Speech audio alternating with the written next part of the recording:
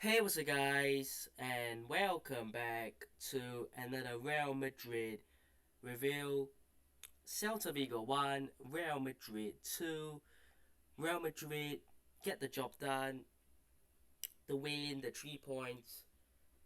Although, again, it's not a very convincing performance, but it is the result that matters most. And the 3 points take it home ahead of two very, very big games coming up in the Champions League, and then next weekend in the El Clasico.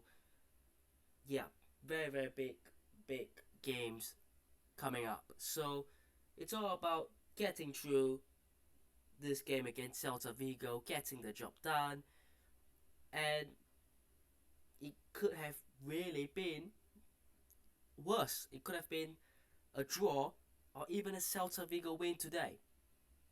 So I'm just happy, and I think Real Madrid fans are just happy that you know what, we might not have played well, but taking the 3 points home is all that matters.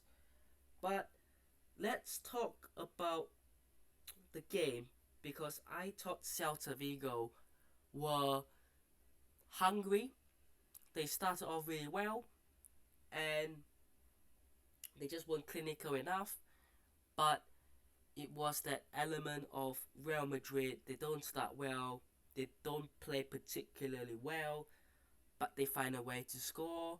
They find a way to get the result, to grind the result out. And that was how the first 20 25 minutes went. Because if you watch the game, the first 20 25 minutes, it was Celta Vigo.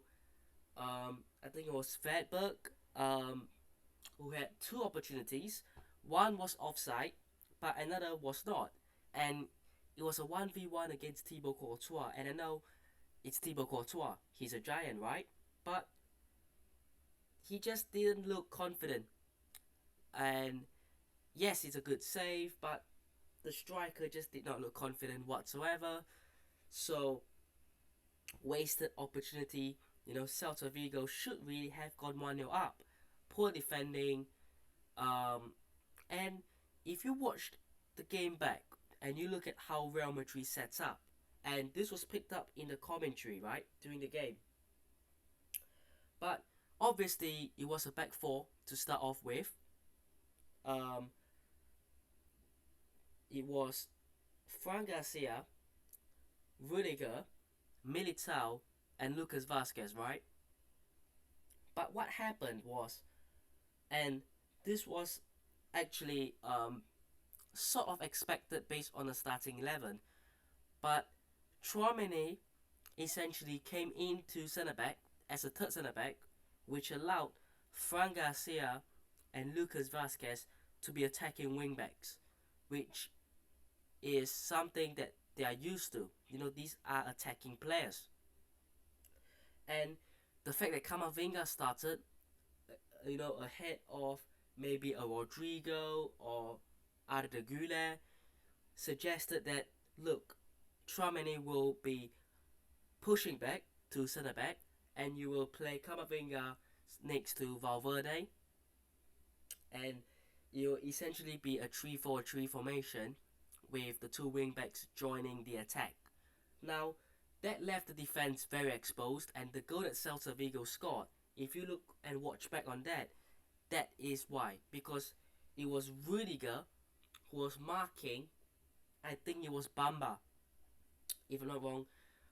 I think Bamba was the one who put the cross in, and I think it was Rudiger out at that left back spot.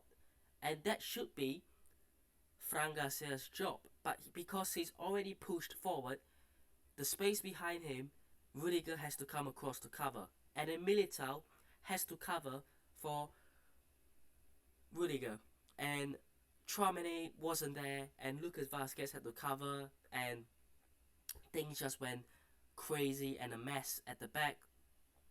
But overall, the defensive setup was interesting. I don't think it was expected from Ancelotti. I mean, look, I know Ancelotti is a coach, a manager who likes to switch things up when he needs to. He's not afraid of doing that, and that's what makes him so special because he's not stuck with a certain philosophy and style of play throughout his whole management career. You look back at Milan, Chelsea, PSG, Real Madrid, Bayern Munich, Everton, even, it's different.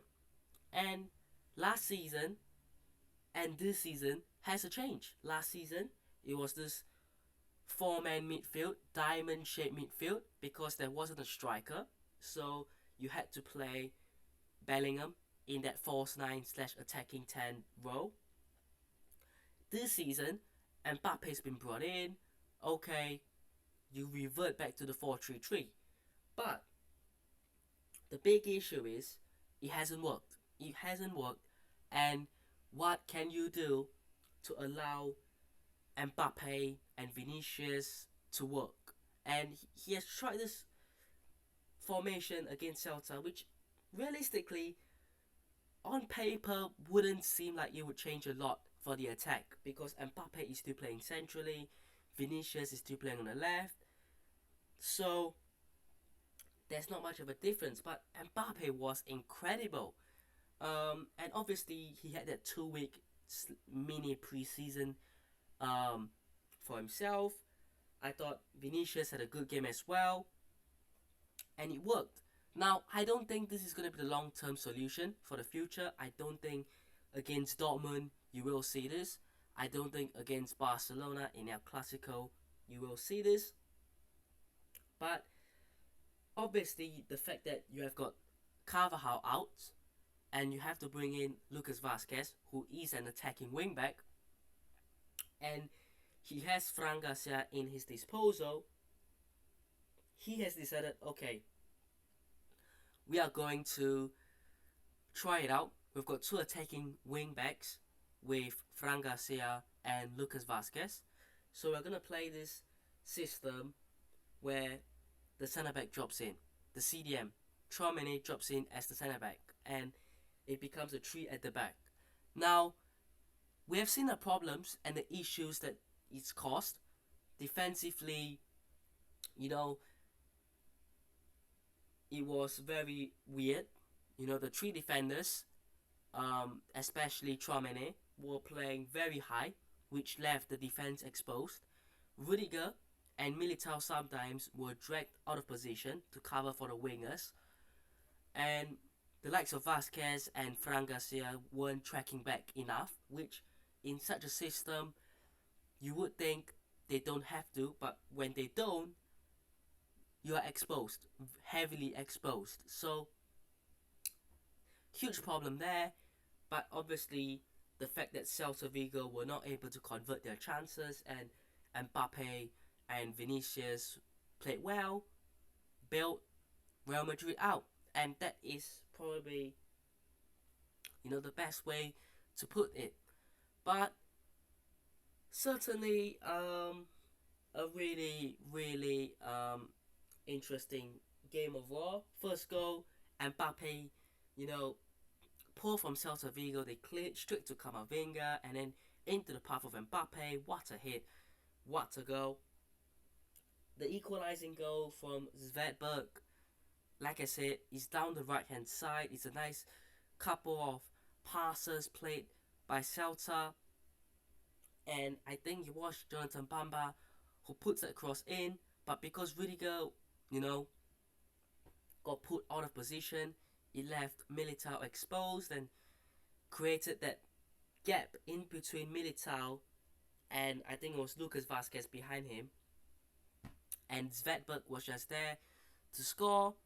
And then the second goal, look, Luka Modric, oldest player for Real Madrid, incredible, but obviously comes on, gets that assist, great through ball for Vinicius. He is onside and a good finish, and securing that win. But obviously today, the third kit for the first time was used. I actually really like this grey third kit. I think it's my favorite kit of the season. You know, the home kit is different. You know, it's white and black. The away kit, look, it's orange. I just don't. I'm not really a big fan of orange, and I thought this grey kit looked incredible. I just think it's a really beautiful kit. So I don't think a lot of people actually bother a lot about the kits, but look, I really do like the third kit. But look, back to the football. You've got Dortmund in the Champions League, and then you've got Barcelona, who have beaten Sevilla 5-1, which means they are still top by 3 points, and they are still the team to beat. And I think a lot of fans, Real Madrid fans, going to the next two games feeling uncertain, feeling not optimistic. I get it, but I believe that Real Madrid have it what it takes to win the next two games. I do. I think that yes, Barcelona are playing well, but I feel like at home it's Real Madrid. And Mbappé, is he gonna start finding form? Vinicius, can he be the man who delivers? So many unanswered questions that you're gonna get in the next two games that I believe that the team can do it. But let me know what thoughts are down below. Hope you guys have enjoyed today's video. Hit the button if you did. Subscribe to the channel on already. And I'll see you guys in the next one. Peace.